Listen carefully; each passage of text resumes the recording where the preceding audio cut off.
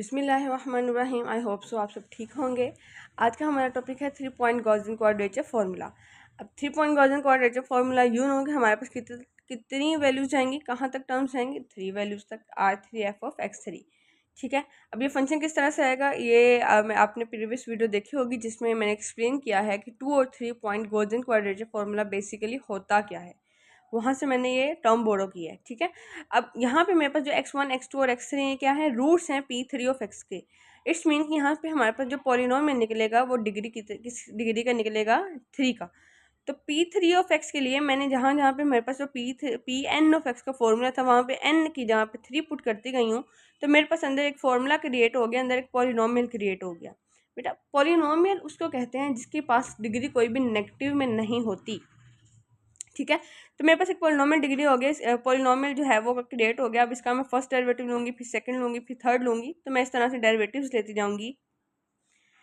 तो देखिए यहाँ पे हर एक टर्म के ऊपर पावर रूल लगना है।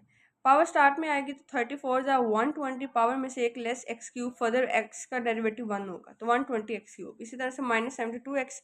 और आपको पता है कि कांस्टेंट का जो वेरिए वो ये कहते हैं डेरिवेटिव होता है वो क्या होता है, 0। तो मेरे पास आ गया इन दोनों में से कॉमन लिया मैं इन टर्म्स, तो बचा मेरे पास 5x³ -3x = 0। x कॉमन ले लूँगी, अंदर बचा 5x² -3 = 0। या तो x 0 होगा या फिर 5x² -3 0 होगा। तो x = 0 और यहाँ से x की वैल्यू निकली ±√3/5। ठीक है। तो मेरे पास 3 टर्म्स निकले, ये एक x1 निकला है माइनस की टर्म -√3/5, दरमियान में आ गया x2 = 0, थर्ड आ गई मेरे पास x3 √3/5। अब x1 x3 जिसको कहते हैं, लेकिन हर जहाँ पे मैंने माइनस को पहले लेके आई उसके बाद प्लस को लिखा है। ठीक है। अब अगर n = 3 है तो इसका मतलब डिग्री क्या होगी, 2n-1 n में, इसमें n में पुट करेंगे तो आएगा मेरे पास 5। अब हमारे पास जो फंक्शन होगा इसमें ये आपको डिग्री बताती है कि फंक्शन जो है वो डिग्री पॉलिनोमियल 5 का होगा। तो a0 a1x a2x² a3x³ a4x² a5x⁵ ठीक है। ये आपके पास फंक्शन आ गया जो हमारे पास हमने जनरल लिखा था, ये टर्म इसके फंक्शन हमारे पास ये चीज़ आ गई। अब इस फंक्शन में x1 पुट करूँगी और r1 के साथ मल्टीप्लाई, x2 पुट करूँगी r2 के साथ मल्टीप्लाई, और x जहाँ जहाँ पे x है वहाँ पे x3 पुट करेंगे और r3 लिख दूँगी। बेसिकली मैंने लिख दिया r1। ठीक है। ये पूरे फंक्शन के अंदर माइनस एक्स की जहाँ पे √3/5 जो फंक्शन था। फिर r2, अब R2 देखें, R2 मेरे पास है 0, तो इसका मतलब है कि मेरे पास जब इस पूरे फंक्शन में x की यहाँ पे 0 पुट करूँगी तो ये तो 0 0, ये भी टर्म 0, ये भी टर्म 0, ये भी टर्म 0 की बन जाएगी। सिर्फ a0 की यहाँ पे जो है वो 0 आएगा, यानी कि वो तो उसने तो a0 सॉरी वैसे के वैसे आएगा, क्योंकि a0 के साथ x नहीं है तो वो टर्म 0 नहीं होगी। x की यहाँ पे हमने वैल्यूज पुट करनी है ना, R2 a0 फिर R3, यानी इस R3 के साथ लिखा था f(x3), यानी फंक्शन के अंदर x3 पुट करना है। फंक्शन ये है, x3 आपके पास √3/5 है प्लस का, वो मैंने पुट कर दिया। अब मैं लेफ्ट हैंड साइड पे क्या करूँगी कि अपनी लिमिट पुट कर दूँगी। ठीक है, इंटीग्रेशन लेने के बाद। और राइट साइड पे मैं R1 को सबसे मल्टीप्लाई, R2 को और R3 को मल्टीप्लाई करते हुए a0 a1 a2 a3 a4 और a5 इन सब को सेपरेट कर लूँगी। जिस जिस टर्म्स में से ये कॉमन आ रहा है ना, अंदर मैं a0 का एक लहदा ब्रैकेट बना दूँगी, a1 की सेपरेट, a2 की सेपरेट और a3 और a4 और a5 की सेपरेट। ठीक है। अब इनको सिंप्लीफाई करने के बाद 2 पॉइंट गॉसियन क्वाड्रेचर फार्मूला मैंने आपको डिटेल में करवा दिया, इसलिए ये मैं आपको रफली करवा रही हूँ। और रफली भी इतना नहीं, क्योंकि कैलकुलेशंस तो खैर आपने खुद ही करनी है। a0 a1 a2 और a3 और a4 a5 इन सब को मैंने सिंप्लीफाई किया। सिंप्लीफाई करने के बाद वो ये सिंपल कुछ नंबर्स को सॉल्व किया। अब जो कोफिशिएंट्स है वो इक्वेट करूंगी। नोट इधर है r1 + r2 और a इधर है 2, यानी इक्वेशन बनेगी r1 + r2 + r3। इसी तरह से a1 a2 a3 a4 a5 के जो है वो मैं कोफिशिएंट्स इक्वेट करते हुए, यहाँ से हमारे पास कोफिशिएंट्स इक्वेट करने का फ़ायदा क्या होगा, मेरे पास r1 r2 और r3 की जो है वो वैल्यू निकल आएगी। ओके। अब मेरे पास एक ये चीज़ निकली। ठीक है। उसके बाद मैंने इक्वेशंस जो अगेन इक्वेट किया, मेरे पास इक्वेशंस थी a1 की, उसको इक्वेट करने से मेरे पास r1 - r3 की वैल्यू निकल आई। यहाँ से इसका मतलब है कि R1 इक्वल्स टू R3, और फिर ये वाला फॉर्मूला जो मैं इसमें पुट करूँगी मेरे पास R1 की भी वैल्यू निकल आएगी। सिमिलरली मेरे पास R1, R2 और R3 इन तीन सब की वैल्यूज निकल चुकी है। तो मेरे पास अब जो मेरे पास फंक्शन था -1 to 1 f(x) dx, उसमें देखें यहाँ पे आ गया मेरे पास R1 f(x1) plus R2 f(x2) plus R3 f(x3). ठीक है, तो ये चीज़ मेरे पास आ गई। ये आ गया मेरे पास R1, R2, R3, f(x1), f(x2), f(x3). f(x1) यानी फंक्शन में अब -√0.6 पुट करना है। f(0) का मतलब है फंक्शन में x की जगह पे 0 पुट करना है।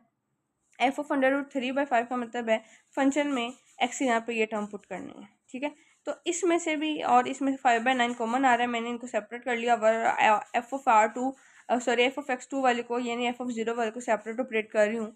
आप चाहे जो है सेपरेट कॉमन लेना चाहें 5/9 को तो आप ले सकते हैं, अदरवाइज इतनी ज़रूरत नहीं है।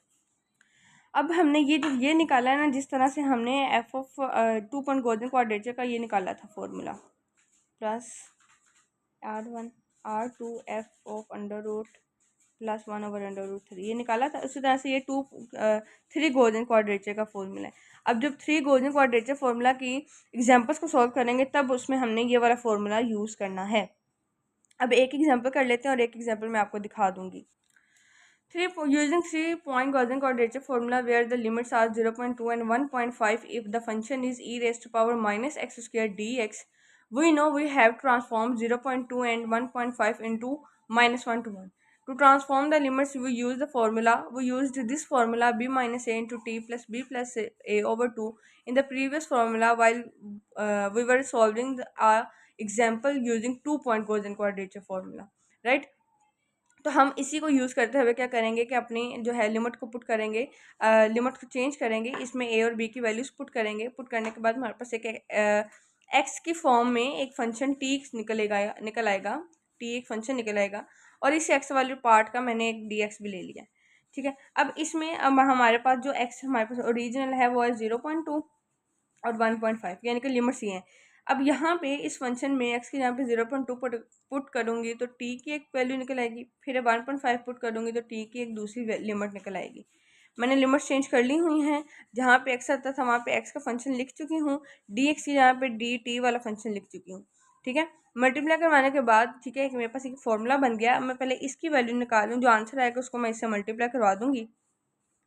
3-point क्वाड्रेचर फॉर्मूला मैंने पहले लिखा, उसमें ये कहता है कि आप फंक्शन के अंदर पहले -√0.6 पुट करो, फिर फंक्शन के अंदर 0.6 अंडर पुट करो, फिर फंक्शन के अंदर 0 पुट करो। मैंने इन तीनों की सेपरेट वैल्यूज़ निकालनी है।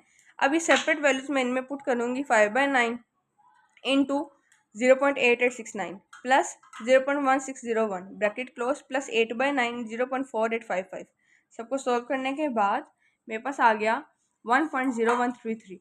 हमने अभी इंटीग्रेशन की वैल्यू निकाली है, उसमें 1.3/2 से मल्टीप्लाई करवाने के बाद हमारे पास जो है इंटीग्रल का आंसर निकला है। अब हमारे पास मैं आपको ये एक एग्जांपल दे रही हूँ। 3 पॉइंट गॉसियन क्वाड्रेचर फॉर्मूला, यानी पहले इसको 2 पॉइंट से लिमिट कन्वर्ट करने के बाद आप करें, फिर 3 पॉइंट गॉसियन क्वाड्रेचर फॉर्मूला को से इसको सॉल्व करें, तो आपके पास एक ही एग्जांपल आ गई दोनों की प्रैक्टिस के लिए। You can also take the screenshot after solving your question to recheck your answer. This is the question where I have solved 2-point Gaussian quadrature formula. The answer from Gaussian 2-point quadrature formula is moving forward to 3-point quadrature formula. Using the 3-point Gaussian quadrature formula, you can separately value of f of minus 0.6 root f of plus 0 of 0. After obtaining the values, you can put these values in the original formula and got the answer 0.206. In the next video, we will discuss about our new chapter number 11, differential equations.